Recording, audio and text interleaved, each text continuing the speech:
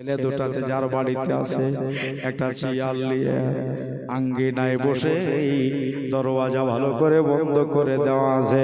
কেননা কে কোথায় ঢুকে পড়বে আর ঢুকে ছেলে দুটাকেও হয়তো এই না বাবা। ইনি বসে বসে ইমাম মুসলিমের কথা শুনলেন।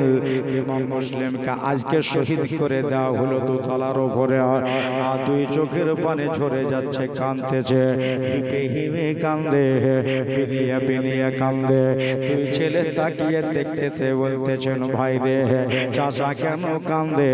চল যাই চাচাকে জিজ্ঞাসা করে। কাছে চলে আসলো, একটা ডাহিন দিকে একটা বাম দিকে। দুই ছেলে বলতেছেন চাচা গো আপনাদের বাড়িতে আমরা আছি বলে কি আপনি কাঁদছেন গো চাচা? এ চাচা যদি আপনার বাড়িতে জায়গা না হয় আমার আব্বাকে ডেকে আমার আব্বার সাথে আমাদের পাঠিয়ে দেন। কাঁদছেন কেন? কি হয়েছে একটু বলেন। কাজী সাহেব আরো জোরে কাঁদতে লাগলেন। চাচা বলতেছেন বাবারে ওই কথাটা তোমাদের বলা যাবে না। কেন কাঁদছি, কিসের জন্য কাঁদছি বলা যাবে না। বলে চাচা না জানি এমন কি কথা যে বলা যাবে না?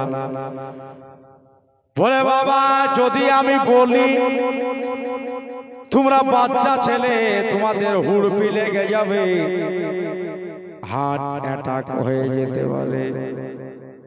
ছেলে দুটো বলল চাচা না জানি কি খবর হলো যে আমাদের হার্ট অ্যাটাক হবে। চাচা গো বলে দেন আল্লাহ শুনে আপনার কাছ থেকে যাব না। আজ থেকে ১,৫০০ বছর আগেকার ঘটনা এখনো জিন্দা হয়ে আছে, এখনো তাজা হয়ে আছে। বাইরে আমার দাদারা রে আমার দিদিরা রে, ছেলে দুটাকে তো মিথ্যা বলা যাবে না। যাবে নাকি? এরা নবী বংশের ছেলে, এরা নবী বংশীর ছেলে, মিথ্যা বলা যাবে না। দুই ছেলেকে নিয়ে বলছে বাবা কিসের জন্য কান্দে জানো? আজকে আমার কানে এখনই আওয়াজ এলো তোমার আব্বা। বলে আব্বার কি হলো? বললো বাবারে তোমার আব্বা ইমাম মুসলিমকে এক্ষুনি ছাদের ওপরে জনমের মতো বিদায় করে দিল, তাকে শহীদ করে দিল। এমন কোন বাপের বেটায় আছো যে বাপের মরার কথা শুনবে, বাপ মার্ডার হয়ে কথা শুনবে?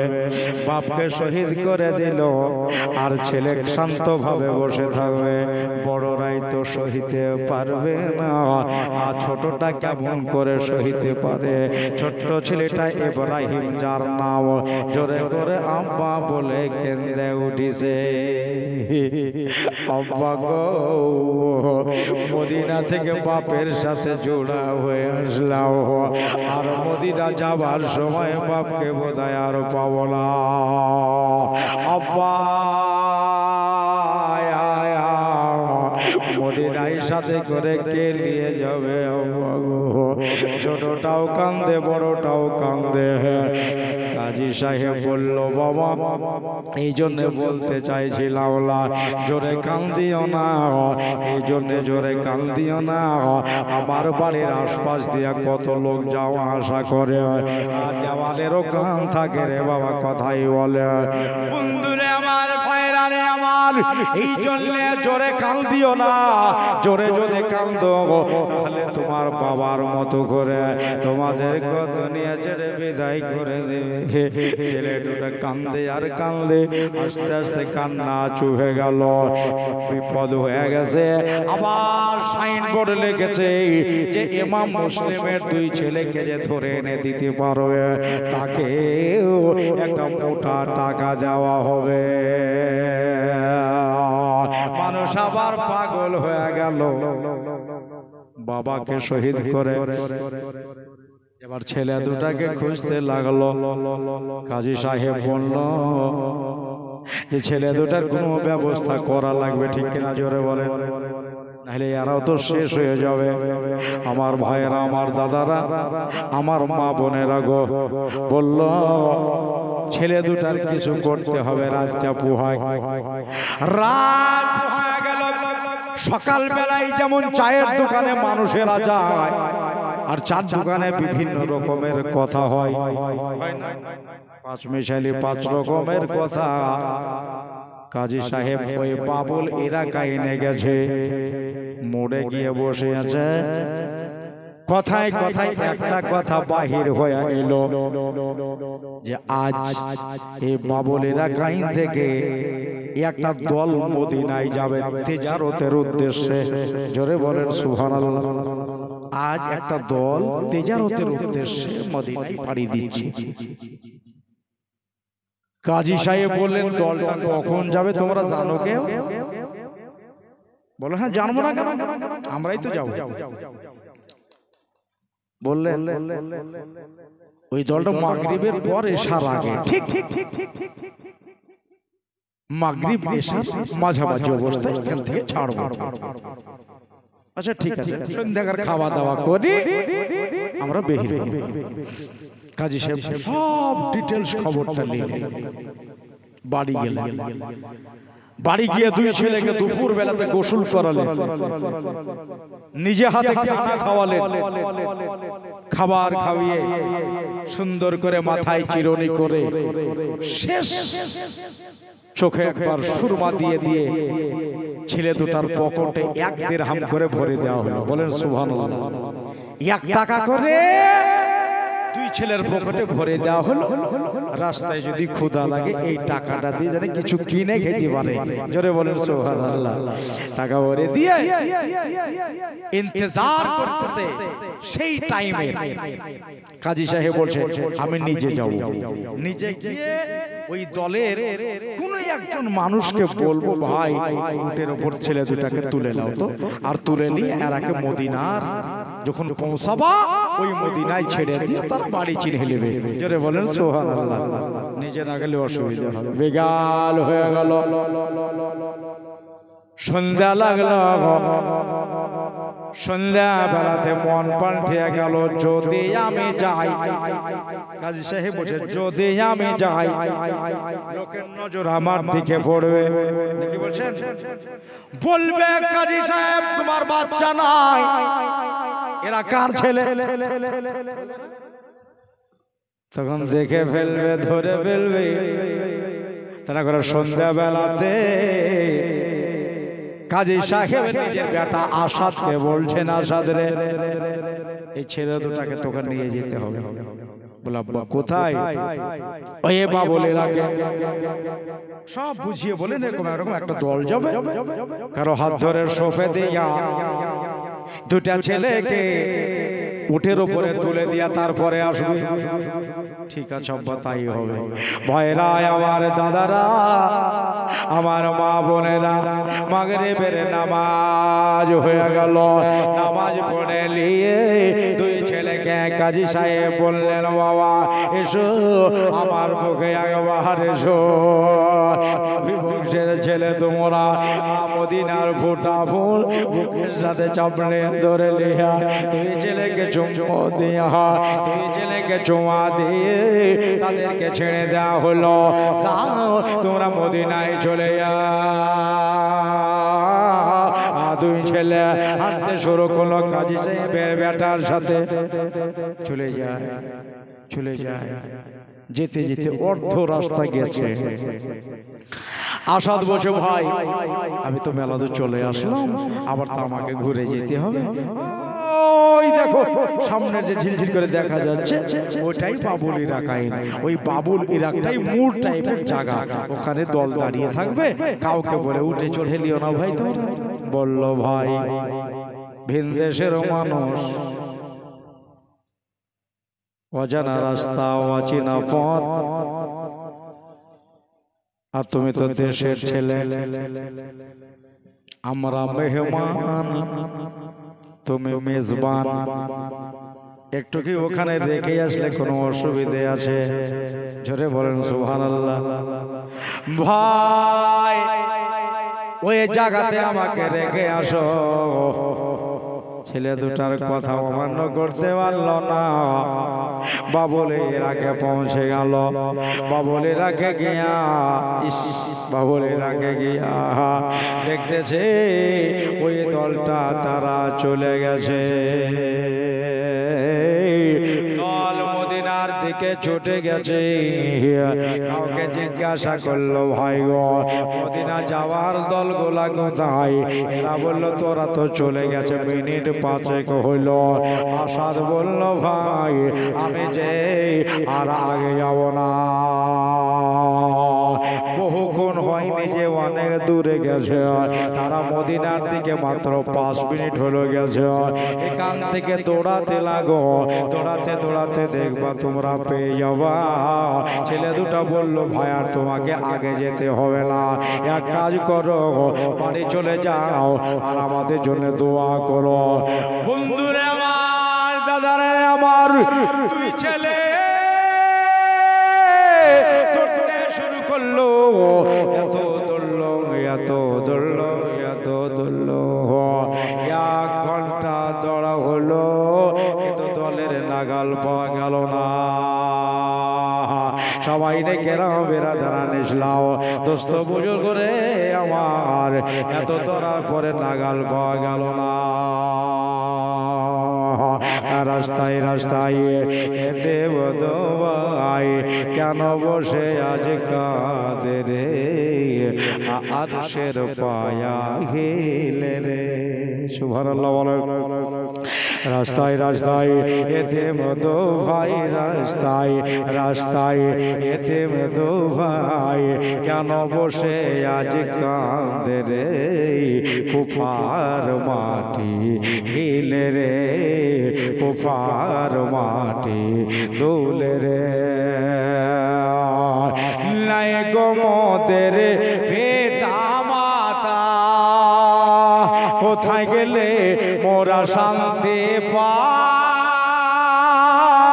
কে বা মোদের কোলে নেবে, কে পৌঁছাবে মদিনায়, কে পৌঁছাবে মদিনায়? থাকতো যদি পিতা মাতা, লিত কোলে তুলে রে, আম কুফার মাটি হিলে রে। রাস্তায় রাস্তায় এতে মধু ভাই, রাস্তায় রাস্তায় এতে মধু ভাই কেন বসে আর কাঁদে রে, কুফার মাটি হিলে রে। আল্লাহুম্মা, এলো জোরে জোরে সাইয়্যিদেনা মাওলানা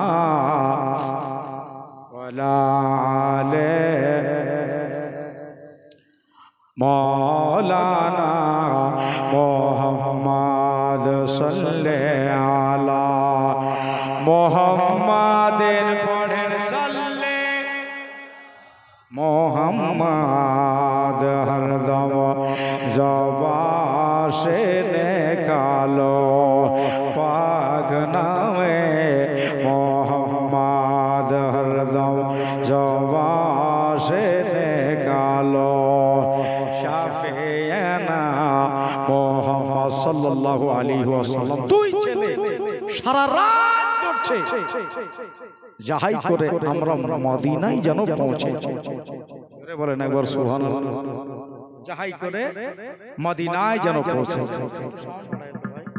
সাউন্ডটা আস্তে আস্তে কমিয়ে দিচ্ছি, আমি তো জোরে বলি না, আস্তে তো বলছি, কোনো ভয়ের কারণ নাই। আরেকবার দরুদ শরীফ পড়েন, আল্লাহুম্মা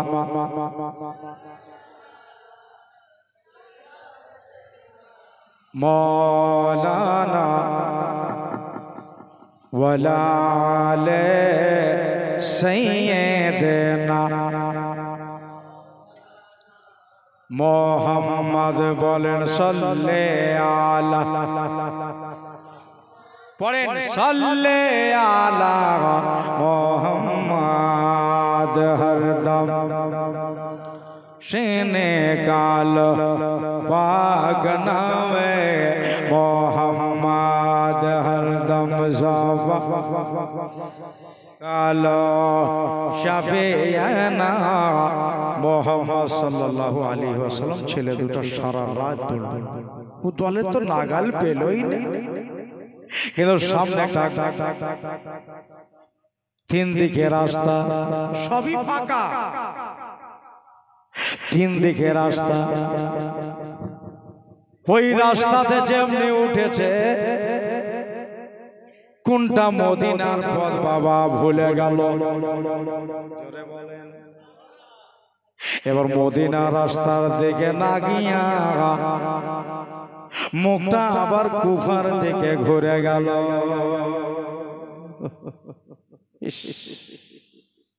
কি হবে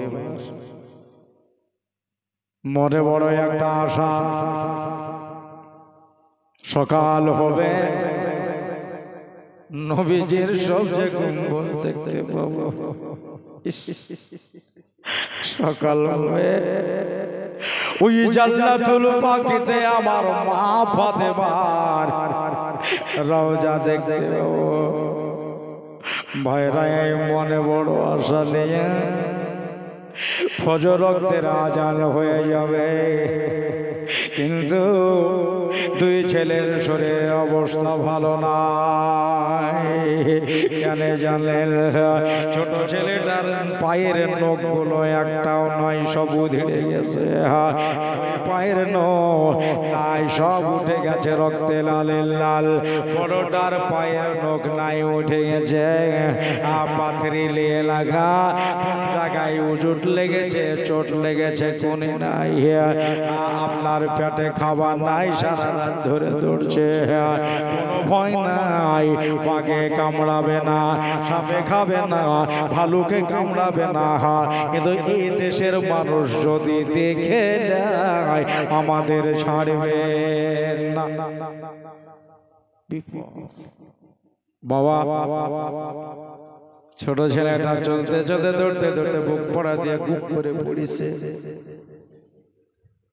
বড় গিয়া বুক দিয়া তুলে নিল ভাই তোকে লাগলো আয় আমার বুকে আয় রে কখন আমরা মদিনায় পৌঁছাবো রে আল্লাহ ভালো জানে আজ এত বিপদ নবী বংশের ছেলে হলাম আমরা আর এই বিপদ চলছে ভাইরা গো আমার মা বোনেরা গো বড়টা যখন পড়ে যায় ছোটটা তুলে লাই ছোট যখন পড়ে যায় বড়টা বুকে লাই এইভাবে রাত বাবা পার হচ্ছে ফজরের আজান কানে শোনা গেল বড় ভাই বলল ছোটকে ছোট রে আমরা এবার মদিনায় চলে এসেছি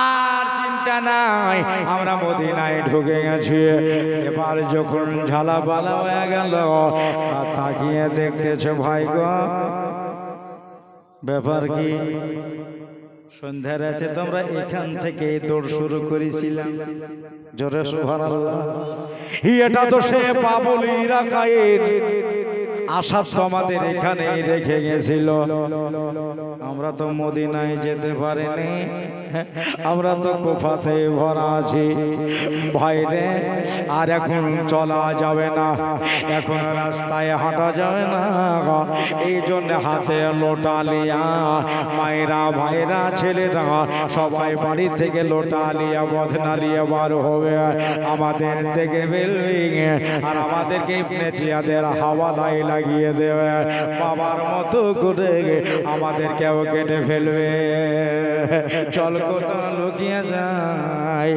সারা রাত ধরেছে ঘুমে পড়ে যাচ্ছে বন্ধু গো আমার মা গো তাকিয়ে দেখো ছেলে দুটা বললো কোথায় লুকাবা জায়গায় লুকাবা ওই দেখো একটা সামনে পাহাড় দেখা যায় যদি পাহাড়ের ওপরে চড়ে নেই কেউ দেখে নিবে সাইডে যদি লেগে যায় কেউ দেখে নেবে, পাহাড়ের এধারে ওধারে থাকলে কেউ দেখে নেবে।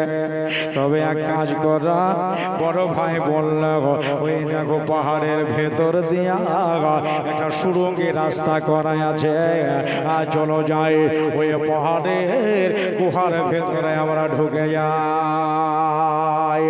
সারাদিন বসে থাকবো, সন্ধ্যা লাগবে, সূর্য যখন ডুবে যাবে তখন আমরা মদিনার দিকে দৌড়াবো। ঠিক আছে ভাই চলো। দুই ছেলে চললো, পাহাড়ের ভিতরে ঢুকলো, সুড়ঙ্গের ভিতরে ঢুকে গেল। ঢোকার পরে সেদ্ধ হয়ে যাচ্ছে। 1 ঘন্টা বসে আছে, জানালা নাই, দরওয়াজা নাই, একবারে গা দিয়ে ঘাম চুয়ে যাচ্ছে। 1 ঘন্টা বসে থাকাতে মনে হচ্ছে যে 10 ঘন্টা হয়ে গেল। ছোট ভাই বলল, বড়টাকে বলছে ভাই গো কিছু তো বোঝাও যায় না, রাত না দিন আমরা এমন ভেতরে ঢুকে গেছি, আধার আধার, তোমাকেও আমি ভালো করে দেখতে পাই না, আমাকেও তুমি ভালো করে দেখতে পাও না। তবে একটা কথা শোনো, তুমি এখানে বসো, আমি যাচ্ছি পাহাড়ের মুখের কাছে। ওই পাহাড়ের মুখের কাছে গিয়ে দেখবো সূর্য কত দূরে আছে। যদি সন্ধ্যা লেগে যায় তোমাকে ডেকে নিব, আর যদি সন্ধ্যা না লাগে আবার এসে আমি এখানে বসবো। ও তুই তাহলে পাহাড়ের মুখের কাছে সূর্য দেখতে যাচ্ছিস? বলে হ্যাঁ। তুমি বসো, চলে আসো, আবার চলে আসো। বড় ভাই বলছে শুন কি হলো? আচ্ছা তুই যে সূর্য দেখতে যাচ্ছিস, তোকে যদি কেউ দেখে লাই, যদি তোকে কেউ দেখে লাই তাহলে কি হবে? বললো কি হবে? ভাগ্যে যেটা আছে সেটাই হবে। বড় ভাই বলল শুন, যদি কেউ দেখে নেয় একাই যাবে না যে, আমাকে ওর সাথে ডেকে লিস। ইয়ে চললে একই মায়ের 2 বেটারে, চূড়া যেন না ভেঙে যায়, আমাকেও ডেকে লিস, একসঙ্গে যাও। ছোট ছেলেটা এবার পাহাড়ের মুখে যাবে, গুহার মুখে গিয়া সূর্য দেখবে কত দূরে আছে, এই নিয়াত করে আসতেছে, একা কদম করে চলে যায়, চলে যায়, চলে যায়।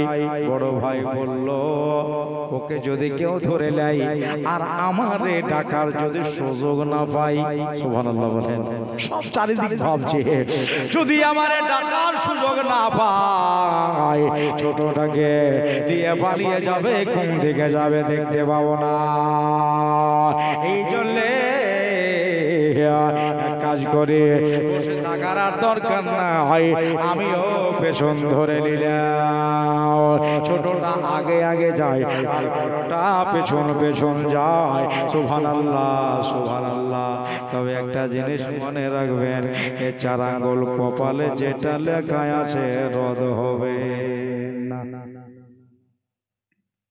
সূর্যের মুখের কাছে এমনি করে খালি মুখটা বাড়িয়েছে, কত দূরে আছে সূর্য দেখবো। মুখখানা বার করে যেমনি উপরে থাকা, কোথায় যে ছিল ইবনে জিয়াদের লোক, গপ করে মাথার চুল ধরে নিল। মাথার চুল ধরে বাহির দিকে টানছে। বড় ভাই ছোটটার হাত ধরে নিল, ভেতর দিকে টানছে। এজেদের লোক বাহিরে টানে, বড় ভাই ভেতরে টানে।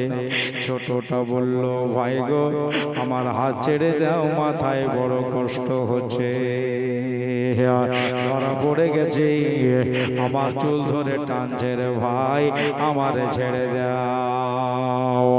বাহির থেকে এত জোরে টান দিল, এত জোরে টান দিল, টানে দেখা গেল বাহিরে ধারাম করে 2টাই বেরিয়ে এসেছে।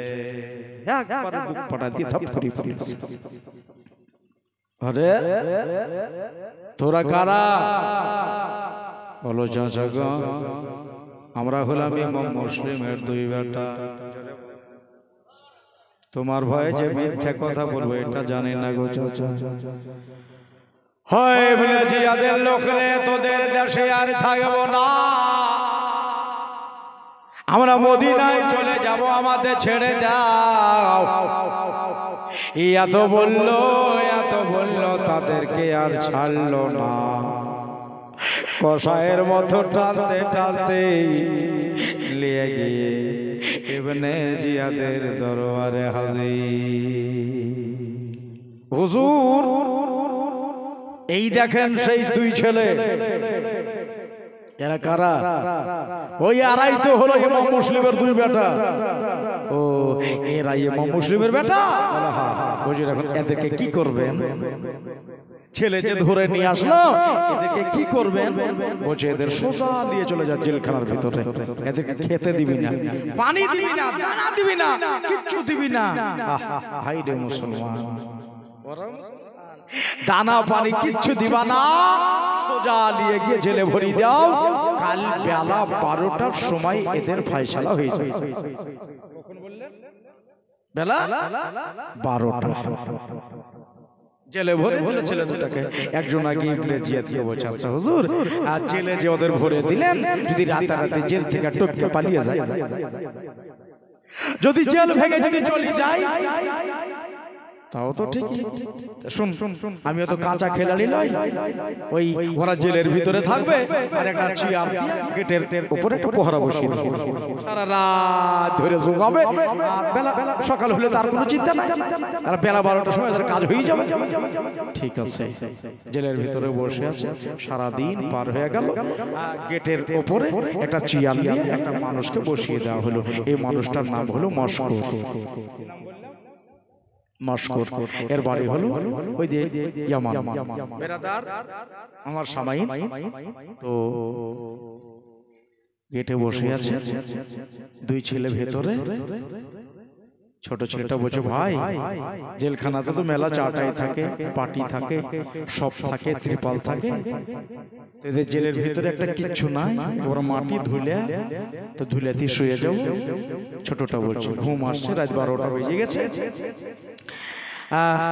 সেই 10টা থেকে ঘুমাবো করছি, কিন্তু এই ধুলা থেকে শোয়া হয়, অন্তত একটা কিছু থাকলে পেপার থাকলো ফেলে একটু শুয়ে দেওয়া। বড় ভয় বলল, ছোট রে খুব খেয়াল, আজকে রাতে না ঘুমালে হবে না। আজকে হলো আমাদের জীবনের শেষ রাত, এরকম রাত আর মিলবে না। তুই দেখ আমারে আর আমি দেখি তোরে, রাত পার হয়ে যাবে, বেলা 12টায় বাবার মতো কতল হয়ে যাবে। দুই ছেলে মুখে মুখে তাকাই, মাথায় মাথা দিয়া হিলাম দিয়া, দুই ছেলে জোরে জোরে কাঁদতে লাগলো। ইয়া বল জেলখানা একটু পাটিও নাই যে আমরা ঘুমাবো। এই যে কান্নার আওয়াজ, কেটে যে মশকুর বসে আছে, ওর কলে যাতে তীরের মতো লাগছে। জোরে বলেন সুবহানাল্লাহ। তীর যেমন ঢুকে যায় এইরকম মনে হচ্ছে। মশকুর বলছে, আল্লাহ গো, আমি তো মুসলমান, আমি 5 ওয়াক্ত নামাজ পড়ি, আমি রোজা রাখি, আমি জুম্মা পড়ি, আমি নবীর কালেমা পড়ি, আর সেই নবীর বংশের দুটা ছেলে জেলখানায় পড়ে পড়ে কাঁদছে, আমি একটু ওকে উপকার করতে পারবো না? কিয়ামতের দিনে আমার নবী যদি জিজ্ঞাসা করে, মশকুর রে, আমার বংশের ছেলে দুটাকে তুই উদ্ধার করতে পারিস নি, কি জবাব আমি দেব? আমার দাদারা, আমার ভাইরা মস্কর ভাবনায় পড়ে গেল। একটু কি বলছেন কি হবে? আমি জানি আমার চাকরিটাই লাল কালির দাগ পড়বে, আমি জানি আমাকে এখান থেকে গলা ধাক্কা দিয়ে বের করে দেওয়া হবে, সব মেনে নেব, কিন্তু চাকরি যদি বাদ হয় হোক, আমাকে যদি ভিক্ষা করে খেতে হয় হোক, কিন্তু চোখের সামনে পহরা দিয়া নবী বংশের ছেলে কতল হতে দিব না। একবার জোরে বলেন সুবহানাল্লাহ। মস্কর বলল, ছেড়ে দুটাকে রাতের বেলাতে আমি এখন ছেড়ে দিব, তারা জানে মদিনার রাস্তায় চলে যায়। রাত 12টা আসমাতে হাতে বাবা চাবি টালিয়া গেটের ওই তালায় ভরে দিল, কট করে খুলে আসতে করে ভিতরে ঢোকা। ছেলে দুটো বসেছিল, চাচাকে দেখে ধড়পড় করে উঠে আরো জোরে কাঁদতে লাগলো, মানে যাকে সাপে খাই ওই তার লোকজনকে বলে ঠিকই দেখা ভয় লাগে, বাপ চলে গেছে। ছেলে দুটার মনে একটা আশঙ্কা, জোরে জোরে কান্দে আর বলে, চাচা গো, ইবনে জিয়াদ কালকে বেলা 12টায় টাইম দিয়েছে, আর রাত 12টা থেকে আমাদের টাইম হয়ে গেল চাচা, রাতে কেন? মস্কর বলছে, বাবা চিন্তা করো না, এই জেলের ভিতরে কোনো কথা হবে না, এই জন্য কথায় বলে রাতের বেলায় দেওয়ালের কান হয়, কে কোথা থেকে শুনে নেবে, কিন্তু এই জায়গাতে কোনো কথা বলবো না, চলো বাহিরে চলো, ভয় পেও না, তোমাদের গোলাম আমি। জোরে বলেন, ভয় পেও না। ছেলে দুটাকে বাইরে নিয়ে গেল বাবা, একটু ফারুকে নিয়ে গিয়া বলতেছে, একটা কথা শোনো। বলে, চাচা আমাদেরকে কি ধোকা দিয়ে বাইরে জবাই করে দিবে না চাচা? বললো, ভয় পাস না রে, আমি তো নানার গোলাম, আমি হোসেনের গোলাম, আমি আলীর গোলাম, আমি তোমাদের গোলাম, চিন্তা করো না। একটা কথা শোনো, যাও তোমরা মদিনায় চলে যাও, মদিনায় পালিয়ে যাও। তুমি আমি হলে দৌড় দিয়ে দিতাম, পালিয়ে যেতাও, মৌলানা গোলাম হোসেন পাক পেলে পালিয়ে যাবে, কিন্তু ছেলে দুটা বলতেছেন, চাচা পালিয়ে না হয় যাব, কিন্তু সকাল বেলাতে আপনার কি হাল হবে? বলে, বাবা ভেবেছি ভেবেছি অনেকবার ভেবেছি, আমি জানি আমার চাকরি বাদ হবে, গলা ধাক্কা দিয়া বার করে দেবে, আমি জানি আমাকে বোধহয় জাল্লাদে মেরেও ফেলতে পারে, বাবা সবটাই রাজি হয়ে যাব, কিন্তু নিজে পাহারা দিয়া নবী বংশের ওপরে তলোয়ার মারতে দেব না রে বাবা। যাও, চলে যাও, মদিনায় চলে যাও, আর যেন রাস্তা ভুল না হয়। শুনলাম কালকে বলে তোমাদের রাস্তা ভুল হয়ে গেছিল। বলল, চাচা আমরা তো অনজানা মানুষ, কোনটা মদিনা রাস্তা চিনি না। মস্কর বলতেছে, বাবা রে এসো দেখিয়ে দিয়ে দেখো, সোজা রাস্তা যাচ্ছে, এটাই সোজা রাস্তা, সামনে যে গ্রামটা দেখা যাচ্ছে ওখান থেকে ডাহিনে মোড়বা। তবে একটা ভালো কথা বলে দেই, সামনে যে গ্রাম দেখা যাচ্ছে ওটা আমার জন্মভূমি, এখানে নাইট গার্ডে কাজ করে আমি, এখানে আমি নাইট গার্ড করি, আর সামনে গ্রামটাতে আমার ভাই নাইট গার্ড করে। ওটা হলো আমার নিজের আপন ভাই। তোমাদেরকে ধরবে কিন্তু রাস্তায়, রাতের বেলায় যাচ্ছ, ধরবে তোমাদের, সব কথা বুঝিয়ে বলবা যে তোমার ভাইয়ের জেলখানা থেকে আসছি। দেখবা তোমাদেরকে রাস্তা দেখিয়ে দেবে, একটু আগিয়েও দিবে।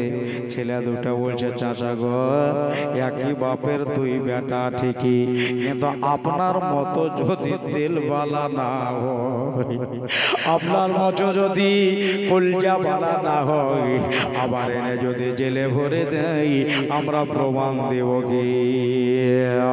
কিছু প্রমাণ দেওয়ার জন্য কিছু দেন চাচা, যাতে করে তাড়াতাড়ি মেনে নেয়। মুস্কুর বলছে বাবা প্রমাণ দেওয়ার জন্য কিছু নাই, যা থাকতো সবই দিয়ে দিতাম, তবে প্রমাণ যখন চাইলে এই দেখো আমার হাতের আংটিটা নিয়ে যাও। আমার হাতের আংটির নাগিনাতে আমার নাম লেখা আছে। যদি আমার ভাই ধরে সব কথা বুঝিয়ে বলবো যে তোমার ভাইয়ের জেলখানা থেকে আসছি, দেখবার রাস্তা এগিয়ে দেবে। একবারে ধীরে ধীরে ধীরে ধীরে আস্তে আস্তে মদিনায় পৌঁছে যাওয়া। ঠিক আছে চাচা দোয়া করবেন। সুবহানাল্লাহ। ছেলে দৌড় শুরু করলো, দৌড়তে দৌড়তে দৌড়তে সারা রাত ধরে দৌড়াচ্ছে। সকালবেলাতে দেখতেছে আবার রাস্তা ভুল হয়ে গেছে। কি হলো? ভুল হয়ে গেছে রে, রাস্তা ভুল হয়ে গেছে। তবে কালকে তো এমন একটা জায়গাতে সকাল হয়েছিল, পাহাড় ছিল, লুকিয়ে গেছিলাম। আজকে পাহাড় নাই, পর্বত নাই, আজকে কোথায় লুকাওয়া?